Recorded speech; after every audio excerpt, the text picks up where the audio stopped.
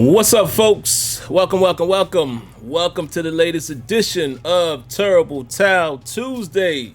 I am your host, SimFBallCritic, live from Heinz Field. But what's up, y'all, man? It's football, baby. Football is back. Football is happening this week. We gotta wait. What's up, folks? Next week. Welcome. Hold on. Welcome to the latest edition of Terrible Towel Tuesday. I am your host, SimFBallCritic, live. There it is, guys. I always forget to cut the browser off in the background, so you guys may have heard that double audio. So if you did, my bad. But let's get into it, man. A lot to talk about. Like I said, man, what I was saying was we got football back this week. We got football back, but we actually got to wait till next week. Isn't that funny? We're not playing until Monday night. Of course, you all know we're playing against the New York Giants. New York football Giants. So we shall see. This is going to be very interesting, guys. Very, very interesting. But I'm not going to do too much talking right here in the beginning. I'll do a quick shout out. You know how we always do. We shout out the early viewers really quick.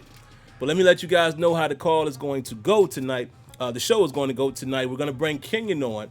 Kenyon is definitely coming through, man. We're going to talk about this 53-man roster. And, we always love Kenyon's point of view, the way he dissects players, and you guys know he is the Terrible Towel resident scout. Definitely going to get him on here, and we'll do that. But I'll hit my little topics first. I'm going to really condense it, try to hit them in about 10 to 15 minutes. Then we'll get Kenyon on because you guys know, got to be done in an hour. I'm going to stick to that this year. I've promised my 6-year-old son that the show will be an hour or less. All right, so I'm going to have to stick to that. Again, guys, I don't do this for a living. This is something I do here on the side, so, life has to come first. But anyway, man, let's talk about but let's say what's up to the early viewers. See who we got here. Drum Sidell said, what's up, Sam? What's good, man? Kegel's Bagel, Jerry McCray, King Guru Lee, C. Antoine Hill, Jason Winningham, Solarverse 6, Michael Garman, Jay Will, Steve Williams, it says L-A-L, fan 24. Okay, what's up? I don't think I've seen that name before, so welcome if you're new. Zach, Richard Deckers, Robert Washington, Joseph Delavecchia, Lanisha Hayes. Hello, Miss Lanisha, how you doing? And Joseph, I told you I'm going to always remember how to pronounce your name now. Remember the story? And we'll say last but not least, two more people, Jordan Mid and Boulevard Ware. What's up to everybody else, man? Again, I just don't want to take up too much time yapping. I want to get to the action because we're going to bring Kenyon on, and we should have a good time. So really quick, man, I told Kenyon to check to make sure the queue is working. Let me see if he's in there. I'm not sure if that's him or not, but Kenyon, if that's you, it's showing a WOW area code, 862. I don't know if that's you or not. Let me know if it is in the chat, or you can hit the text. Hit me on the phone. Let me know if that's you. If it is you, confirm that you can hear me via the queue, and if that's you, then we good to go. So we ain't got to worry about Zoom or anything like that. But of course, guys, Zoom will be our backup plan. But again, let me stop yapping and get to the action. So let's get to the topics really quick. First and foremost, gotta throw a round of applause to the Pittsburgh Steelers, and I'll tell you why. Real quick round of applause to the Pittsburgh Steelers, okay? Why am I giving them a round of applause, you guys may ask? The deal got done. They extended Cam Heyward. It got done. Congrats to Cam Heyward. Congrats to the Steelers. And it's not letting Kenyon in. So I'm going to have to bring Kenyon in via Zoom. So let me pull up Zoom right now, guys. Y'all know this is a live production, man. Live production. I'm going to get Zoom up right now. So that way, when I bring Kenyon in, all I got to do is send the quick invite, and he'll be in there. All right, so I got Zoom up, and Kenyon, just hold tight. I'm going to get you here in just a moment, man, and we're going to have at it with this 53-man roster. What I'll probably do, Kenyon, just to let you know, go through these quick topics. I'm going to go over the depth chart. I'll read the entire depth chart, and then we'll get you right on, and then we'll have at it. But, yeah, man, congrats to Cam Heyward. For guys that don't know, looks like his details are basically – what's being reported. It is a 5-year new deal. I believe that's basically an extension. Y'all know how that works. So the new year is basically 5 years. New deal, is 5 years, 75.1 million contract, and it is heavily backloaded, which you can definitely expect that. You know, they said it's making Cam Heyward the highest paid defensive player plus 30. You know, plus 30 years of age in NFL history. So obviously, y'all know how the Steelers get down. Excuse me. Y'all know how they get down. They're going to definitely do the deal more in their favor. But, you know, if he plays it out, he plays it out. Says he will receive a $17.5 million signing bonus and will receive a $2.7 million roster bonus that is payable on this coming Friday. His base salary will rise to $15.85 million in 2023 and $16 million in 2024. So again, shout outs to Cam Heyward. Shout outs to Steeler Nation. Because we all love him. And shout outs to the Steelers for getting it done and making it right. We all knew this was going to happen, and it took the final hour to actually get it done. So good to see that. David Decastro. They said David Decastro, folks, is not expected to play against the Giants. Makes it very interesting, man. And, I'll save, my initial thoughts about that for when Kenyon comes on, because it's going to, the depth chart now really will reflect that. That's interesting, man, because what you have to consider, just stealing a little thunder from Kenyon, he texted me and told me this. We basically got 3 new linemen that will be starting against the Giants. 3, new would-be starters in their position. We already know about Fowler. Fowler is basically listed as the left guard. Okay, we know now about, what's his name, Zack Banner. It was named the starter at right tackle. And now, more than likely, Wisniewski is going to be who's going to fill the shoes, for David Decastro, not Kevin Dotson. And honestly, I'm not upset about that. Of course, Dotson is a younger guy. If you can get a veteran to get in there and, get down and dirty in there, I'd rather that because, the Giants do have a couple guys up front that you're going to have to deal with. So, interesting, man. Interesting point by, what Kenyon said. 3 new offensive linemen starters at their position that they'll be starting in. Kind of interesting. Next up, let's talk about the keys to victory, man. I'll be very brief here, guys. Let's be honest. Let's be open and honest about this. We don't know. What do I mean by that? None of us really know what to expect come Monday against the New York Giants. For one, there's no preseason, right? So we didn't get to see these players. We didn't get to see none of these players, which is the reason why some of the surprises that we'll see here on the depth chart, of course, I know a couple of you guys were surprised with some of the acquisitions as well as the cuts. But some of that is a result, man, of us not seeing it. We didn't get to see it in training camp as far as preseason. We didn't get the same level of reporting. You guys know I give huge shout outs each and every week to the Steeler Depot crew. Dave Bryant and particularly Alex Kazor when it comes to training camp reporting. You know how he normally is out there and they do the daily, podcast letting us know the updates. We didn't get any of that. We kind of had to rely on some of the guys, and I'm not taking shots here, but let's be honest. A lot of us can be honest here, right? We kind of had to rely on some of the Steeler beat writers that some of us really don't pay attention to, but they don't always give you the real info, right? You kind of had to rely on those hand-picked guys. And there still wasn't a lot of information out there. So it's kind of hard for me to kind of say, well, this is what we're going to have to shore up. This is what we're going to have to work on for keys to victory. Only thing I can go off of is 2 things. We know Saquon Barkley. That's one thing that we know we're going to have to, definitely shore up that. That's why I have, using the Madden 21 screenshot there, that's why I have Devin Bush as the thumbnail for this video. He is going to have to be a key factor. We're going to have to stop the run game clearly. Another thing, Jason Garrett. We know who Jason Garrett was before he became head coach at Dallas. Some people like to say, before he became the figurehead, he wasn't really the guy. But we know that his pedigree also is offensive coordinator. That's what he's doing at the New York Giants. What do they like to do in Dallas? They like to run the football with Zeke. So one would, surmise that, yeah, they're going to try to run the football. Why wouldn't you with a Saquon Barkley?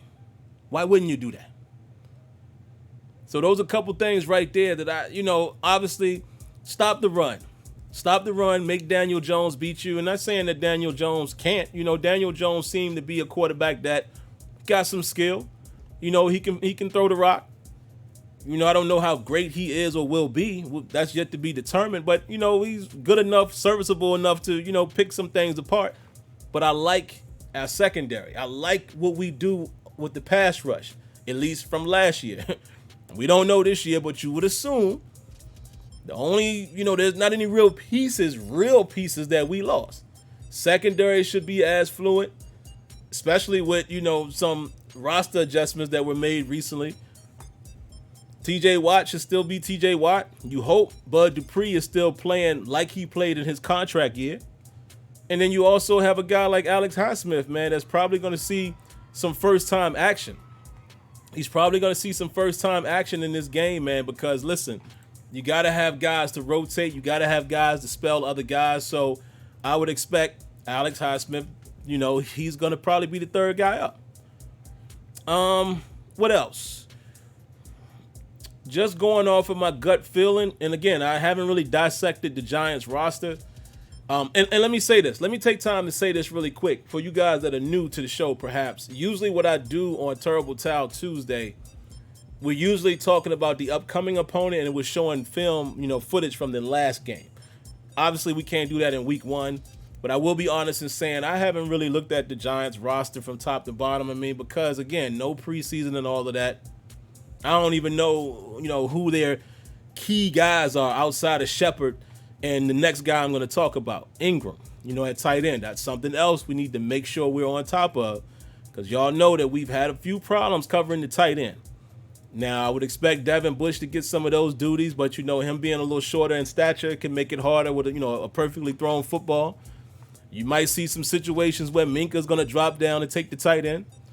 You might see some situations where, three safety set might happen now, and we'll talk a little bit more about that when we get into the depth chart.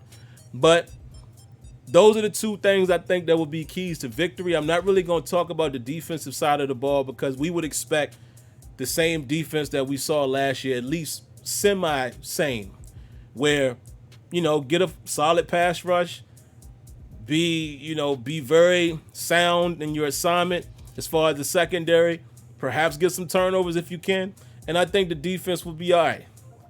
But I think it's going to come down to us stopping their run, making them one-dimensional, and also keeping a lid on Ingram at tight end. And, as far as what Big Ben is going to do, again, it's hard for me to come out right now. I'm being very honest with you guys. It's hard for me today to say, oh, do this, oh, do that. We don't know. We got to see Big Boy in action.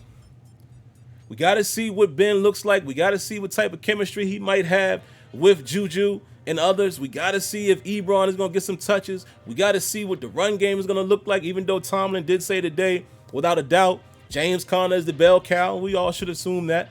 But we got to see how it looks. We got to see if a guy like McFarland might get some touches. Got to see if there's some tricky wrinkles in there. We don't know. So I'm not going to be a homer here. I'm going to be very open-minded. First week, we got to really see what our team look like. This is the first time we're going to get to see the 2020 Steelers in action. Then we can go from there. So I think that's a fair assessment. I don't want to be the guy that jumps out the window and say we're going to do this, say we're going to do that. No, we don't know that. All right, so without further ado, guys, really quick, let me get in here. Let me read to you guys the depth chart. And first, let's do this right now. Let me send the message to Kenyon here. Give me a second. Let me start the new meeting. And then we're going to get Kenyon on here so you guys can hear him, because, I'm definitely going to, give him the floor. We're going to both discuss the depth chart. But, I think it's going to be good. It's going to be good. So give me a second.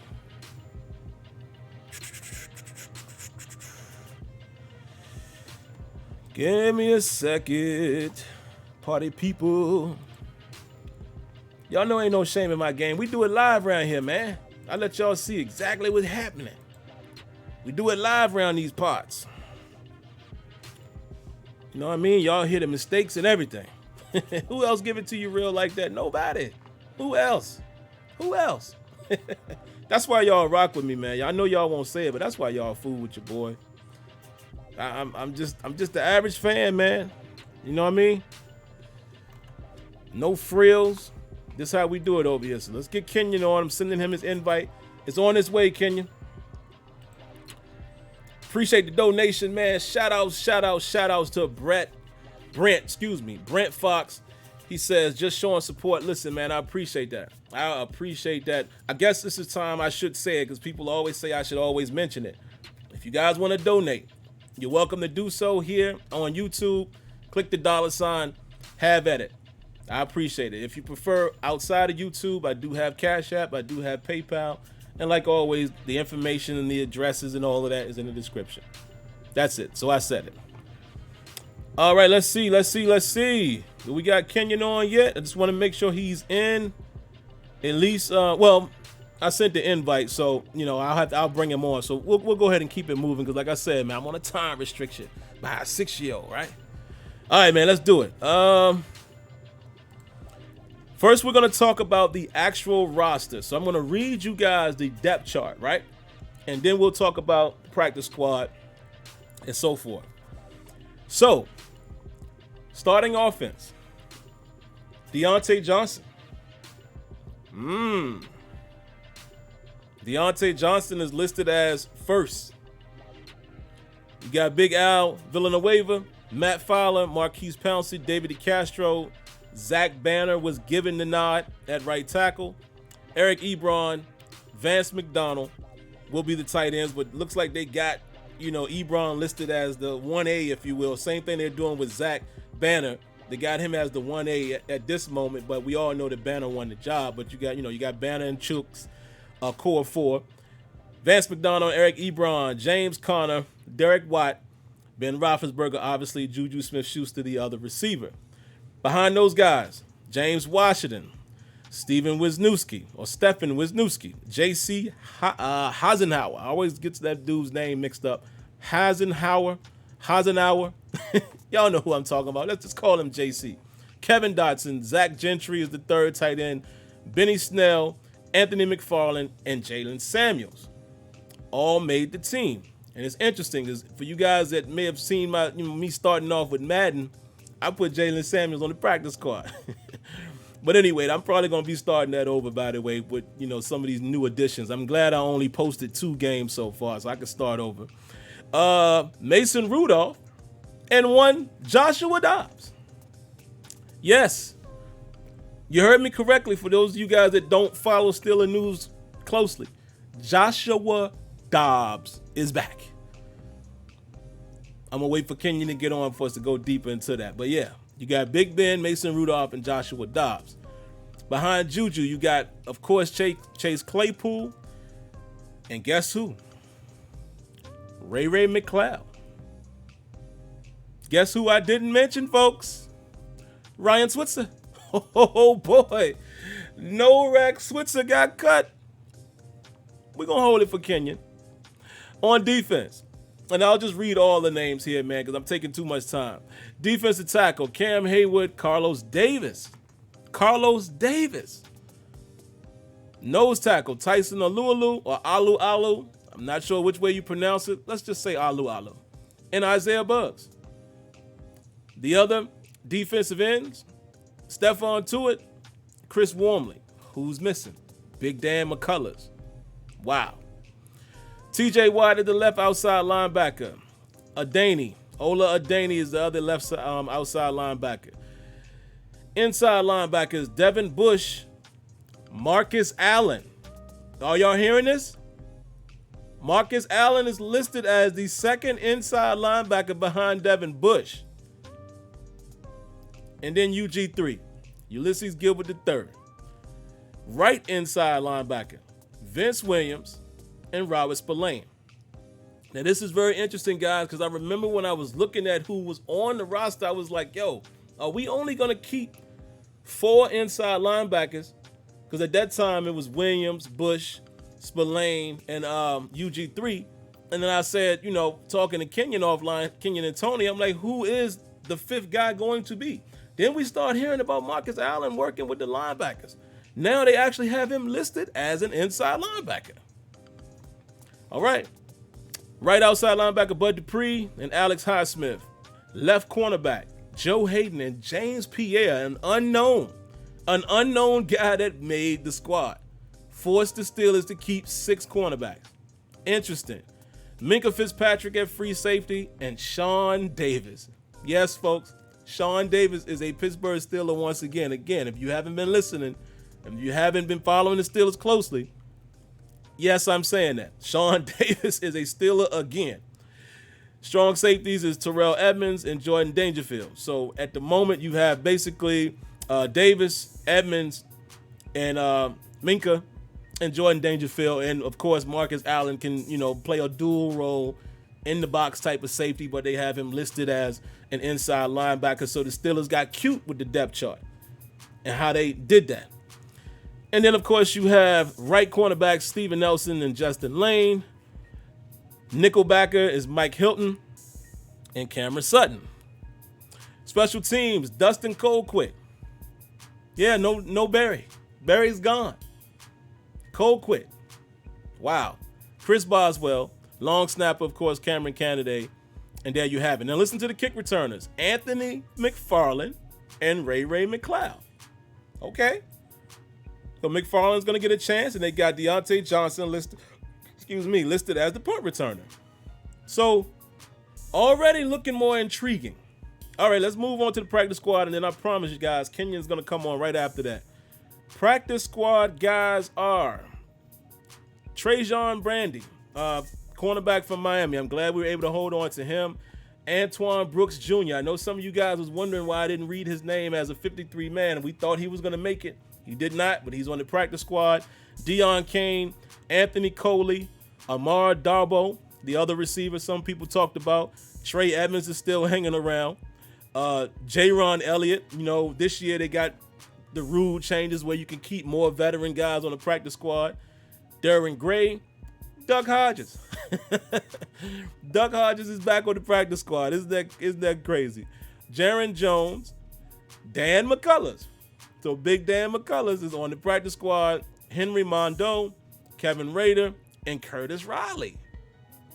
Safety acquisition that we did, about a month or so ago. But they was able to get him back on the practice squad once again because, with this year's rules, you can have more veteran guys on the practice squad. Wendell Smallwood and Corliss Waitman. Not even sure who he is. He's a punter. But yeah, Wendell Smallwood made the cut and No Rack did not. So no Rack on the practice squad, no Rack on the depth chart. So I guess the relationship with Ben Roethlisberger didn't trump what the Steelers wanted to do collectively. So that's cool. But all right, man, enough of me yapping. My good brother Kenyon is waiting, so I'm about to bring him on right now. Let's make sure he can hear us. And I'm going to make sure you guys can hear him. What up, Kenyon? I see you on. I don't see your mic is turned on, but I'll wait a few seconds to get you straight. But yeah, guys, what do y'all think about that roster, man? What do you guys think about that roster? Let me look in the chat while we wait for Kenyon. Kenyon, just go ahead, just start talking, man. As soon as you come in, you're welcome to interrupt me. I'm just looking in the chat here. James Kabah, hope I'm saying that correctly. He says Marcus is 6'2", 218. Look, man, Marcus might do some things at inside linebacker. Robert Westover says Colquitt's dad was a heck of a punter. I'm just not gonna curse only because I try to be cool with that on the show for YouTube reasons, and I don't really curse like that anyway. I once did. We all did, but But yeah, and Kenyon made that point as well, man. Kenyon had made that point to me on Twitter, in Messenger. He was basically telling me in a text that Colquitt had ties, so boom, there it is. Let's see what else y'all got. Blitzberg says Sean Davis can be that nickel safety. He played both free safety and strong safety. He sure did. Kegels Bagel says Colquitt should be much better than Barry. Yeah, we'll see. He got that pedigree, man. He's been in the league a very, very long time, and I forget this. I don't know how I forgot it. As much as we played Kansas City, he's a holder also. So, you're kind of killing two birds with one stone right there. You don't really have to use a backup quarterback. He's good as a holder. Somebody said, Blitzberg says Marcus Allen is just as big as Ryan Shazier. Look, Marcus, listen, man, again, college is college, but if you go back and take a look at that boy, he brings some pop with him. So I ain't mad at that. But guys, I think we got Kenyon on, man. So listen, like I said, we're gonna talk about it, but I really want to hear his breakdown. I already know, but it's a treat for you guys. I want y'all to really hear what he has to say, how he feels about the depth chart and all, and we'll do that for a good 34 minutes or so. But what's up, Kenya? What's going on, man? Say what's up to the people. Hello. How's everybody doing? Are you hyped? The season is about to go down. Hopefully. Yes, sir. Man, where you want to start, man? I mean, I'm going to let you lead this one, man, because I already gave my little spiel there. But, of course, it's going to be conversational. But let me ask you this. Not even ask. I want you to explain to the people live on air how you feel about Novak Switzer not having any ties to the organization at this point whatsoever. You get these days sometime and you can be having a bad day.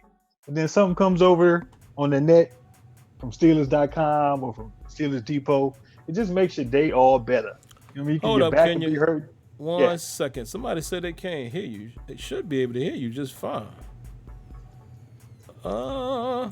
Somebody confirm that y'all can hear Kenya, man. I show it coming through the Zoom on my side, so y'all should be able to hear him just fine. But let me just double check. Only one person said it so far. Oh, you know what? You know what it is? Jason Winningham. I'm not a genius, but I have my moments. I think I know the reason why you can't hear it. Yep. You in the phone queue. Trustworthy caller, y'all, that's 803. So that's why you can't hear him, because Kenyon is funneling through the computer. That's why I was hoping that we could have him on Blog Talk, but I don't understand. It's not working.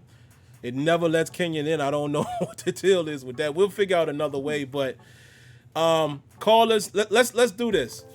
Let me just say this to be fair. We probably won't accept calls tonight because we only really got about another 32 minutes. And I see 862 is in there too. If you just want to go listen on the computer, just listen to the stream and you'll be able to hear Kenyon just fine. But all right, go ahead, Kenyon, because everybody else can hear you, man. So if you can pick back up where you left off, or if you want to start over, that's cool. Oh no, like I said, it was a good day to know that Novak wouldn't be there anymore. Now that he's not on the team anymore, Ryan Switzer is gone. I'm glad. I can call him his government name now. I'm happy. But for those that said he was doing good, I never call players trash. I never call players garbage, because they're doing something that you yourself, if you had not made it to that level, have done. So I never do that. You know what I mean? Because they're doing something but he just wasn't effective. He was a slot receiver that never got rack yards. That's henceforth the name No Rack. He was a punt returner that ran sideline to sideline. He never went north-south. He went east and west. And, he was a great player at North Carolina, but it just never translated to the NFL. And that's at both spots. He was drafted by Dallas. He never, and he never did it. He went to the Raiders and they let him go. So, it's unfortunate. I know that's Ben's friend, but, you kind of could see it coming with them signing Ray and bringing him in. And from what you heard from the Steelers press corps, was that Ray, ran a punt back, busted on a couple of kickoffs. So that stuff right there, to me, really spelled the end of Ryan Switzer, because if you're not on the field and this other guy comes in, he's just taking advantage of the situation, that's pretty much the writing on the wall. So, I wish him well. Hopefully he gets picked up somewhere and he gets to actually play and, show what he can do. But he just never showed anything. So that's pretty much it. That's how I feel about Ryan Switzer. That's it. Yeah, that's it, guys. It's not personal. I mean, we make our jokes and we say our things, but we always talking from the standpoint of the team. And it ain't never. He probably a nice dude, man. Y'all heard me even say early in the year, like, oh, that boy got cut up, like he looked like he ready to go. But hey, man, listen, I love whoever's on the field. You're gonna have your favorite players and all that, but at the end of the day, if last time I checked, we were all Steeler fans, not just an individual player, and we don't live and die with the one player. So, best of luck to him, man. Hopefully his NFL career continues. We shall see. Yeah. What else, man? Where you want to start? You want to go to the Sean Davis and Josh Dobbs coming back, or we just want to run through the depth chart and give out thoughts on the biggest surprises? Yeah, I mean, wherever you want. If you want to go, biggest surprises for the depth chart. I mean, I guess we could comment on Sean Davis and Josh Dobbs, if you would like. I think it's cool. I mean, it gives us depth, and he knows the system. Sean Davis will help out immensely as a third safety, and me and you texted a long time ago about putting multiple safeties on the field in that dime, and you can really do that with Sean Davis now. You know what I mean? Because he can play in the box. You can move Terrell Edmonds in the box. You can move Minka in the box in certain situations. It gives him a lot of versatility within that scenario. And if Marcus Allen, who's ahead of UG3, if he is on the field, that's really a converted safety. So now you have what you have is a lot of cover players on the field. I don't think Marcus Allen is a great person in coverage, but I think what he does, if he plays a certain area and you catch it, as the coaches have been saying, he'll hit you, and that's big. Willing to take you out, and that's a big thing. So Sean Davis will help. I think he'll play better in his second iteration with the Steelers. He's good on special teams, so I expect him to see him on special teams immediately. And as far as Josh Dobbs, okay, I mean he's, I remember a long time ago somebody saying we should trade for Josh Dobbs, and I was like, why? He might get cut. You know what I'm saying? So it's a perfect setup. You know what I mean, for him to be the number 3 quarterback. And he has a chance to ascend, because for all the people that don't really believe in Mason Rudolph, he has a chance to ascend. But what it does tell me is that these 2 quarterbacks that are currently on our roster that are behind Big Ben are not our future. So yeah. So it's going to be kind of one of those things where just be prepared for them to be looking for like a quarterback. Not saying they necessarily have to do it next year, because I'll be drafting 3 quarterbacks in 4 years, and that's just, you can't do that. Man. Yeah. So it's kind of like, I would think they would ride Ben out, depending on how long he wants to play. They may sign him to an extension. Matter of fact, I'm really starting to think they're going to sign him to an extension. And then they can try to find their quarterback at some point. Now, if you get fortunate and a quarterback falls to you, like Sim was saying, if you have a Patrick Mahomes situation where a guy is sitting there and his talent is too great, then you take him. Yeah. And you just let him marinate for a minute. But I don't see anybody in this draft. I'm just thinking, hopefully, depending on where we would finish, where you have an option to get that guy, except for the kid that went to Wake Forest that just opted out, Jamie Newman. That's the only guy I would even look at. But the problem is now the tape is you can only go on Wake Forest tape. You know what I mean? Because he didn't play. He's not playing this year. So and Colbert just said they're not going to draft anybody that doesn't play this year. He just made that statement yesterday. So wow, that's big. So but Dobbs is cool. He'll be great for them to simulate against for Lamar Jackson. I mean, he's not Lamar Jackson, but he's a running quarterback. So I like some of the things Josh Dobbs did. I just thought he was an adequate quarterback. You know what I mean? And you can, guess you can put Mason in that category right now. He's an adequate quarterback at this moment. But I'm not off the Mason train. I mean, to me, it's one more year. Like if I see him play a game this year or two games and he doesn't progress, at that moment I'm gonna be like, I'm good. But and this is year 3. As I said, my 3-year rule. Like you get 3 years, so it's it'll be interesting. But that's all I have as far as that goes. It's not anything else as far as those two players. But we can get to the roster if you want to, unless you got a comment on it. Yeah, real quick, I would say something. I wonder. Y'all know I think crazy sometimes.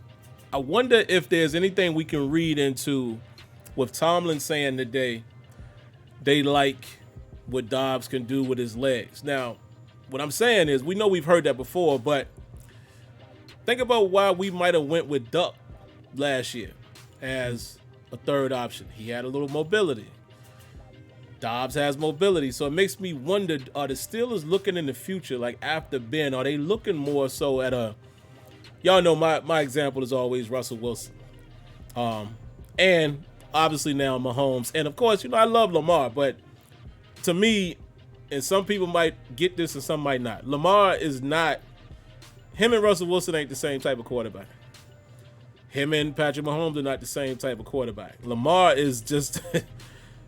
he tucked the ball and go, he's out of there. Like he is a true dual threat to the letter. He could house it at any time. Whereas Russell Wilson to me is still more of he's always looking downfield. And that's what Mahomes has as well.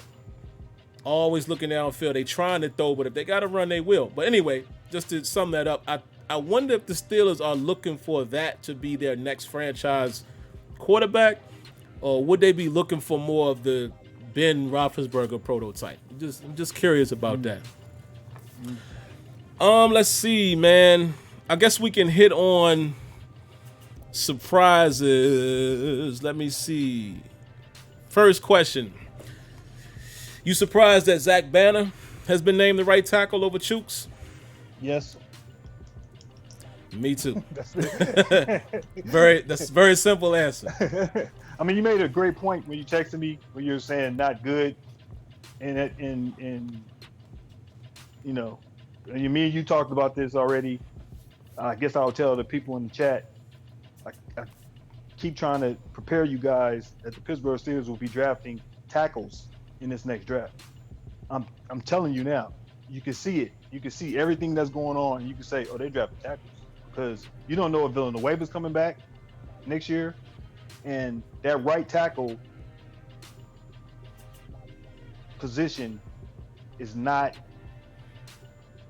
stable. That's the best way. And if Chooks couldn't win the job when essentially they moved Filer so he could win the job, that says a lot about that player. Yep. You know what I mean? So Zack Banner, I know Zack Banner. I've watched Zack Banner for 7 years. He went to USC. I saw him in person. He's cool. I'm very happy that he got his weight together, because he was 380 at USC. He was a legit 380, 385. He was walking around like that at USC. And while he's good, he's never reached his potential, but maybe he's getting to that point.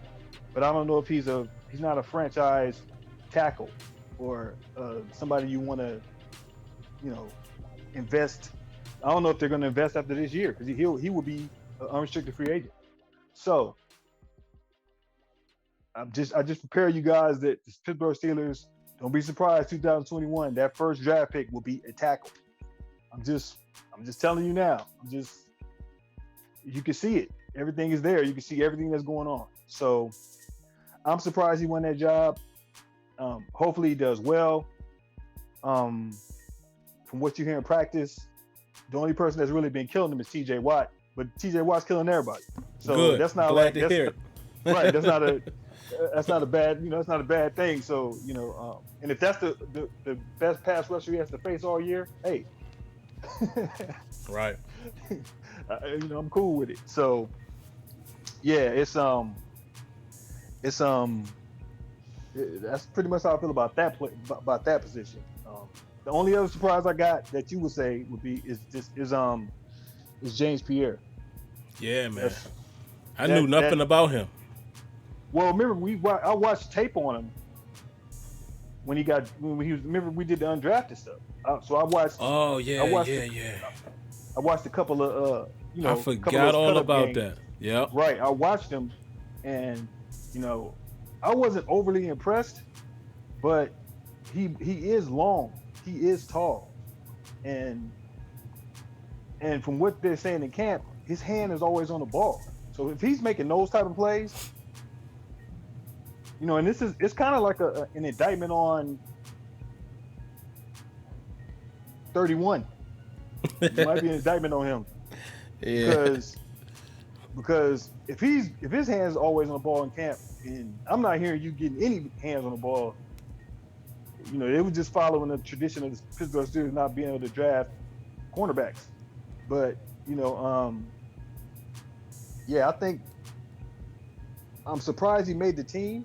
To be honest with you, I really want to see what he could do, because now I'm intrigued. You know what I mean? For him to make the team, to make the 53, over guys like Bandy and guys we were talking about, Trajan Bandy and all those cats. And yeah, he must have been doing something really good. So, those are like the two surprises. Besides the Marcus Allen transitioning to inside linebacker, being bumped ahead of UG3, which is just didn't see that coming. So, as far as that goes, that's my take on that part of the depth chart.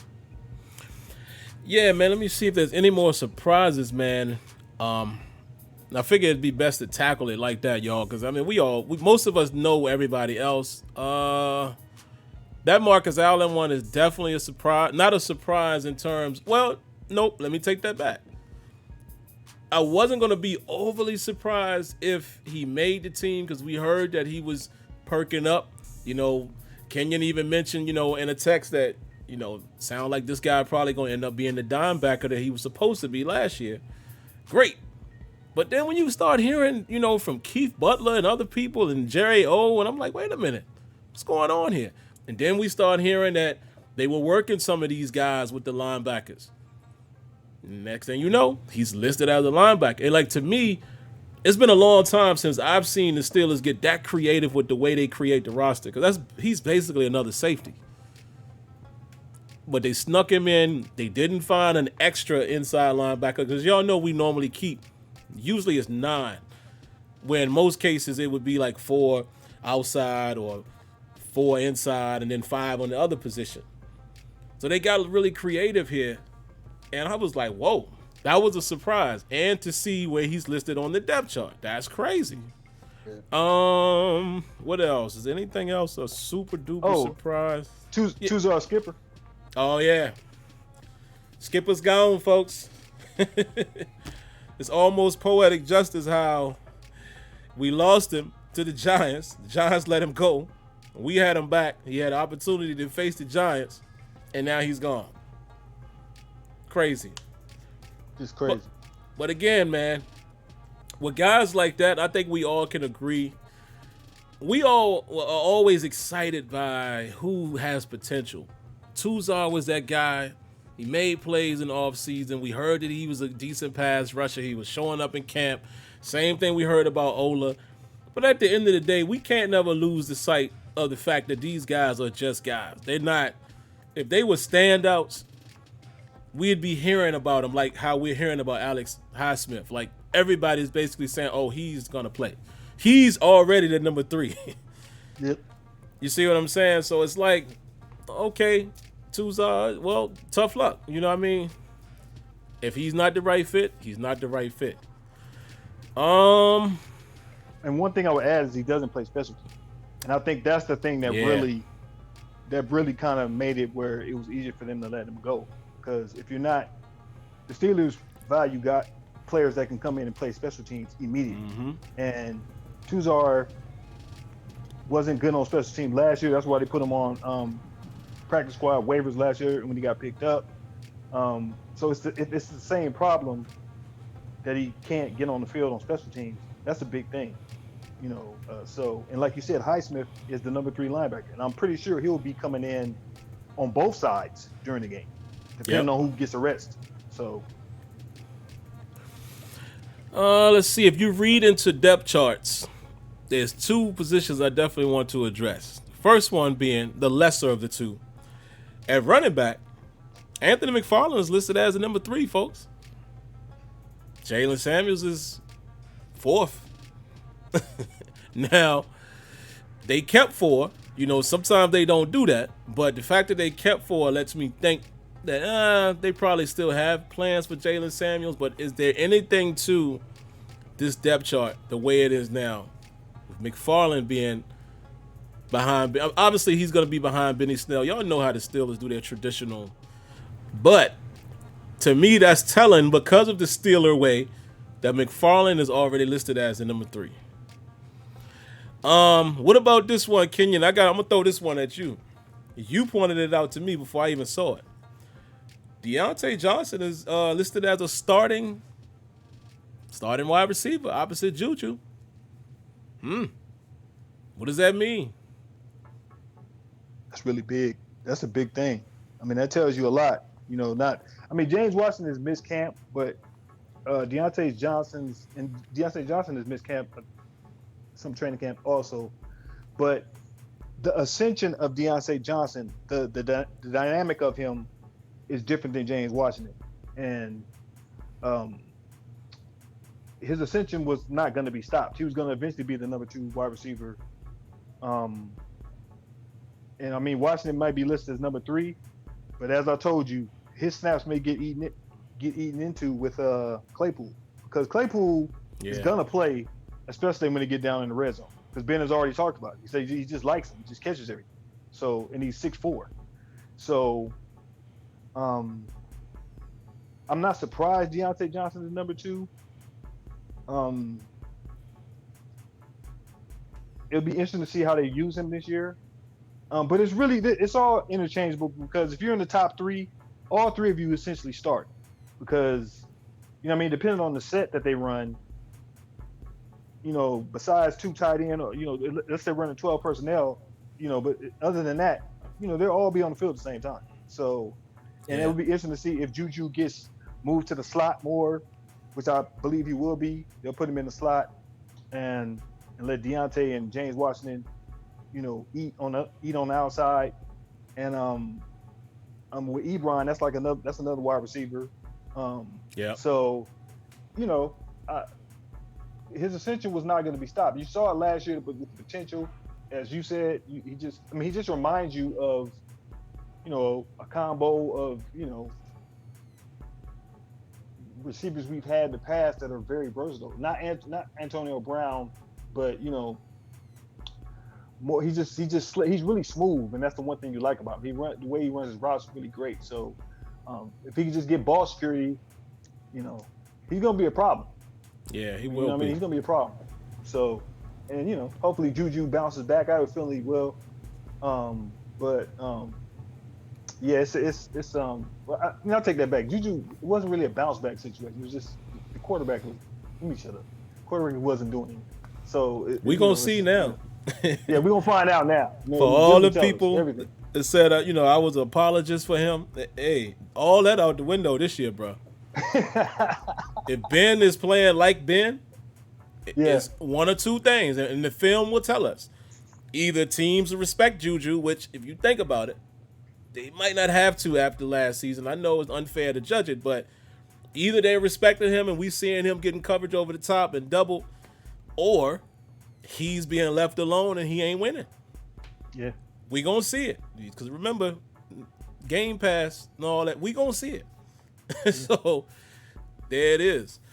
Let's see. There's another couple other ones I want to talk about. Make sure I don't did we talk about the Heyward extension? Oh yeah, we can hit that in a second. Let's get through this depth chart, and then we got about 11 minutes or so left. What about,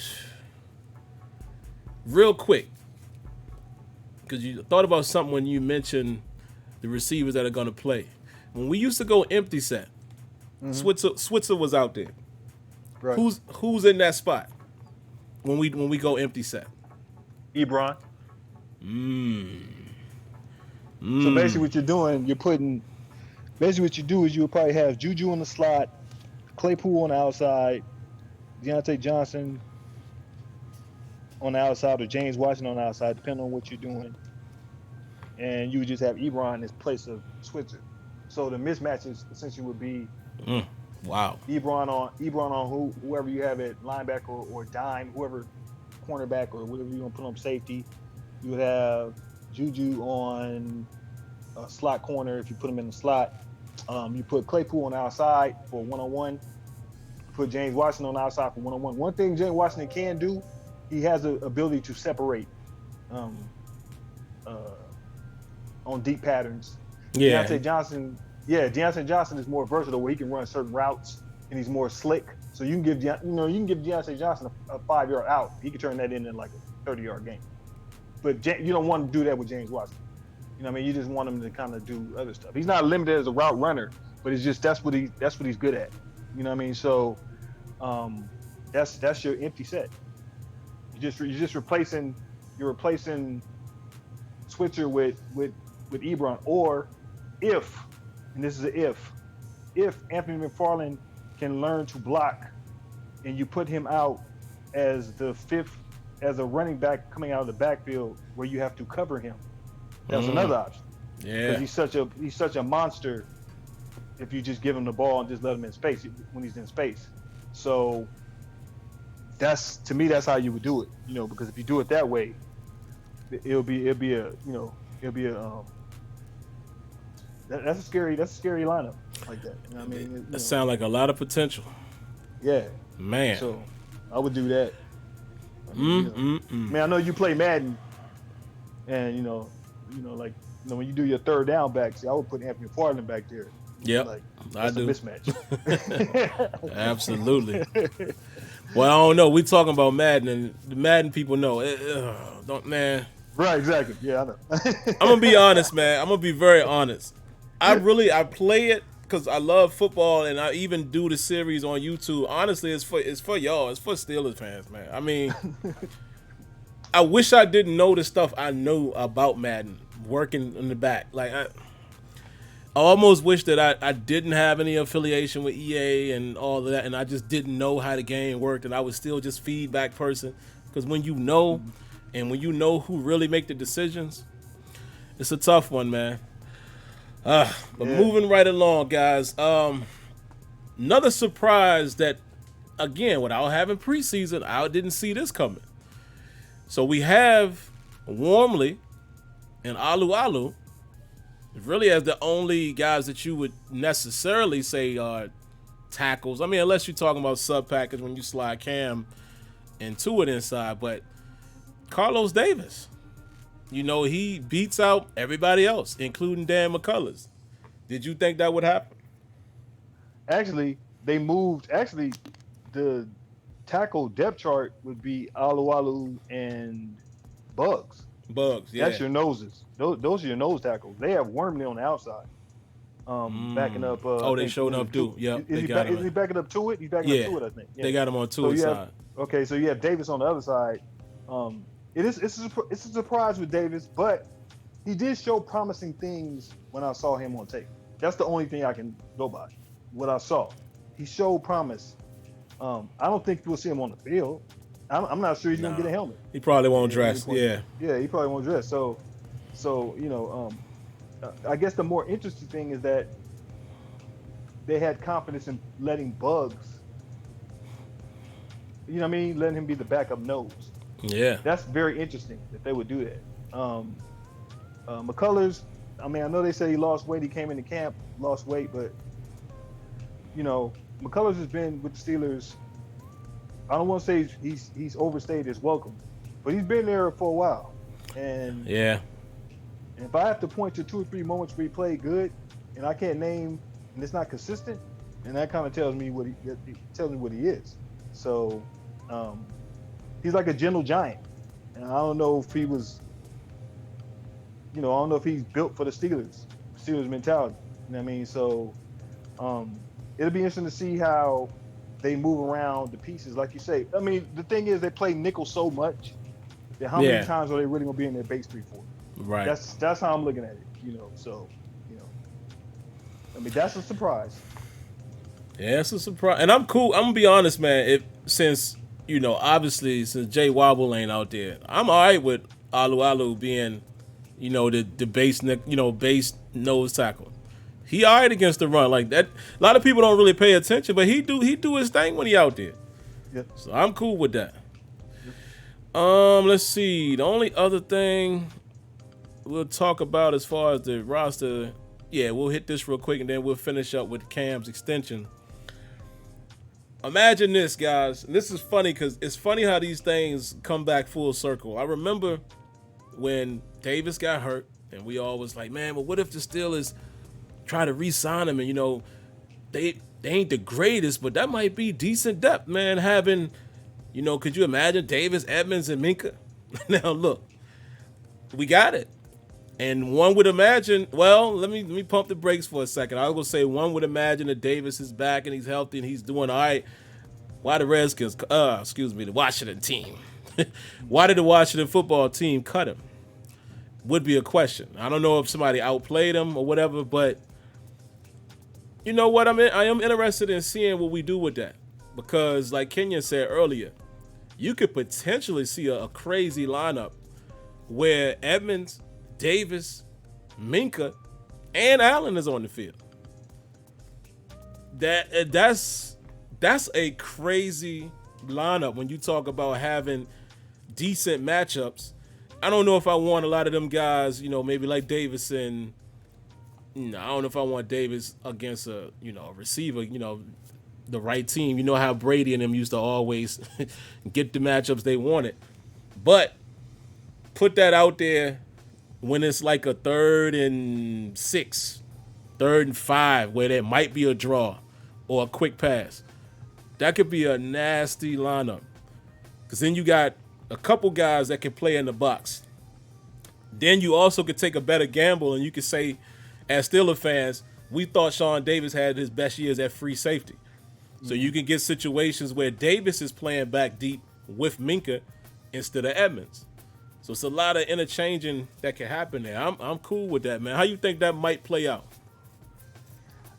I think the possibilities are great. I think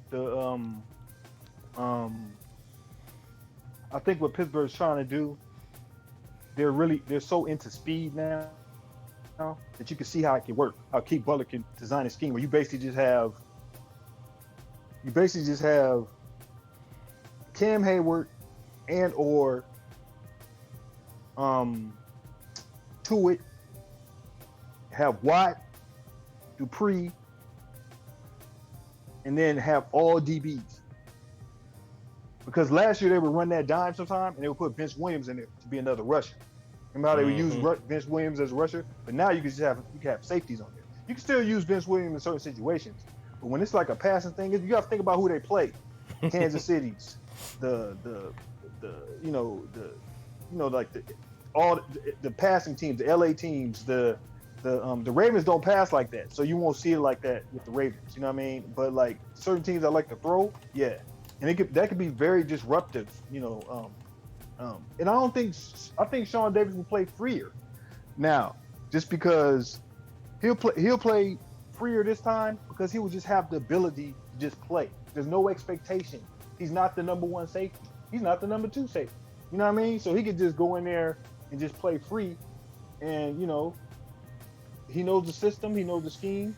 So, I'm excited about that. I'm excited about the possibilities if they use it, if Keith Butler uses it. I don't want Keith Butler can have no more excuses now. Right.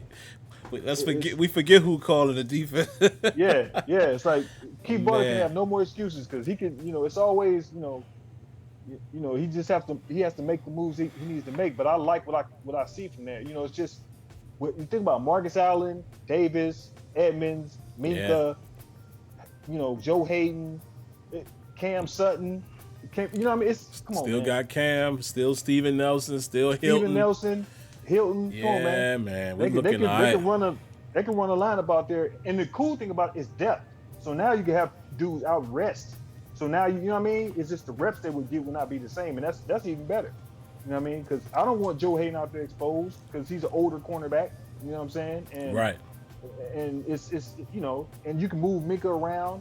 So I'm not a believer in Minka's gonna stay at free safety now. Like with these moves now, I'm saying to myself, oh, they moving him around. He's just telling you that they moving him around. He's gonna be somewhere else. They gonna put him somewhere else. Or watch. You know what I mean? They're gonna line him up on somebody or put him. You know what I mean? They're gonna do something because they want playmakers. So, and one thing you can't say, Sean Davis had more playmaking plays than Terrell Edmonds. He sure Look did. it up. He sure Look did. it up. Played his best at free safety. Yep. So I think it's funny. I think that's exactly what we were saying that they thought they might have been doing with Riley. Yeah. Now it's all. I ain't gonna say it's a definite, but I can almost clearly see a situation where there's 3 safeties on the field, and it's Davis and Minka deep, and they rotate Edmonds up. With all they keep saying, he's got to work on his balls because the coaches are saying that. So they know. Yeah. Let's see. Real quick, guys, before we wrap up, we're gonna finish with Cam Heyward. I'm already a minute over my time, but I want to say this really quick too. Demani Perry, next week, man. Apologize that we couldn't get you in tonight, but since we're kind of doing more of a panel type discussion, not taking calls tonight, we'll do that again come next week. I see a couple of you guys are coming in the queue, so if y'all are hearing this, not taking calls tonight again, man, because we've exhausted our time, but we will be back not even sooner than next week. Technically, it is next week, but Monday night we'll be doing the post-game show. And then Tuesday we'll be doing Terrible Towel Tuesday, which I might not have footage though, guys, if we're playing on Monday night. Game Pass probably won't be available Tuesday. But just wanted to say that really quick. And the other thing, man, I hate to hear it, but they're telling me, and I just saw it online, that Von Miller might be out for the season, man. That sucks. I mean, I know. I texted that to you. Oh, you did? Okay, I must have missed that. See, Kenyon be on top of it, man. That sucks, man. I mean, look, we Steelers fans, we play them week 2, but it's I never want to see it like that. I like Von Miller. Yeah. You know, honestly, it would have been a chance for us to see what we got at the tackles. To be honest. Oh, yeah. Because a lot of times he lines up on that side. So we would have got a chance to see what our right tackle can do. But, man, prayers to him, man. I hope he's all right. But, yeah, man, last thing, Kenya, man, let us know how you feel, man, about I know how you feel, but tell the people about the Cam extension, man. I don't know why we take so long to do it, but we knew it was coming. Yeah, we knew it was going to go down. He'll be a Steeler for life now. I think it kind of gives you foreshadowing that they really believed him. He's been a staple for us his whole time with the Steelers. For him, I think for him now it's about trying to bring another Lombardi to Pittsburgh. I think that's what he wants his legacy to be, that he could be mentioned with in the same breath as the past defensive behind, because you can argue he's better than some of them, but if you don't have that trophy, it's hard to make that argument. You know what I mean? And and he's just getting better after 30. I mean, I'm surprised Steelers gave him that type of extension for a player after 30, because Pittsburgh normally doesn't do that. But he's rarely been injured. He's our team captain. He's he's a true leader. And to be honest with you, I'm just happy for him. And it kind of sets up what they may do in the future. I mean, they restructured Decastro's deal, so that means they freed up some money, which tells me somebody else may be getting an extension. We don't know who yet. As I said earlier, Big Ben, they're talking about Big Ben getting an extension because he may want to keep playing. This may factor in with Juju. This may factor in with Connor, because TJ Watt's going to get paid. That's a done deal. I will say this. To me, this means, in my mind, that we won't see 48 after this year. That's my personal, that's what I'm thinking. Let's see, go out there and get 20 sacks. Yeah. Throw the But book at him. But we still can't pay him though, because TJ. Right, can't pay him. So if he gets 20, he's really gone. That just puts the nail in the coffin. So Yeah. so I think it's kind of one of those things where it's kind of one of those things where you have to see how it plays out. But I think that's why they drafted Highsmith. And I don't think either Sim and I, we watched him on tape. Sim and I came with the same conclusion. Coming into as a professional football player, his moves are way better than 48's. Walking into the league, he already had certain moves down pat, in college. So this is going to be a matter if he could play against the run, and I just have a feeling that you may see, this might be 48's last year, which would be sad, but it's the way of the NFL, man. You can't sign everybody. It's just you have to be realistic. So, yeah. There it is in a nutshell, guys. Yep. Love the fact that I'm trying to type. I want to just say it. Thank you as well, Lanisha, for coming through, and thank all of y'all for coming through. Y'all say thank us, but listen, I tell y'all every week, without y'all, I have no show. I'm sure Kenya feels the same way when he comes on the show. I mean, it's 152 live viewers right now. Like, y'all are doing it.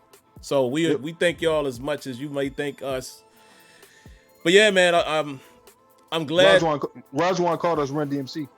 Oh yeah, I saw that. That's what's up, man. We appreciate the praise. Man, look, for Cam, he's from the Burgh. I mean, I say that like I'm from there, but y'all know the Pittsburgh people call it the Burgh. And it's dope, man, for you to be able to not only play for your home team, but to be a really good player. And Cam Heyward is the type of guy that I want to see. He's a Hines Ward type to me. I don't want to see him playing for nobody else. Yeah. I don't want to see us do him dirty. I want him to retire a Steeler, and I would love for him to get a ring. And Tomlin loves him too, man. That's one of his people knock Tomlin sometimes for his draft picks, but that was one of them. You know what I'm saying? So, yeah, I'm happy for him, man. I'm glad they got it done. They did the right thing. He's getting paid. They still set it up kind of friendly as far as the backloading, but that's just how the Steelers do it. But yeah, that's all we got. I am 7 minutes over, so we're gonna cut it here. But really quick, man, just to give everybody the rundown. The season is here.